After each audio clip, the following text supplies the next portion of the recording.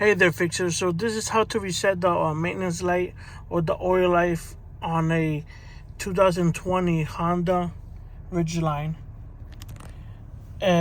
So you want to go to these buttons right here, and you're gonna see that if you keep on going, you're gonna say, "I already reset mine," but this is how you do it.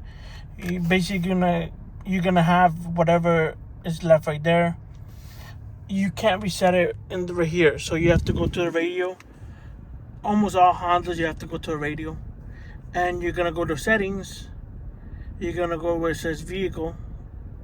You're gonna go where it says maintenance information, and then you're gonna press reset right here, and press reset, and maintenance information has been reset, and that's how you do it, guys. Like and subscribe.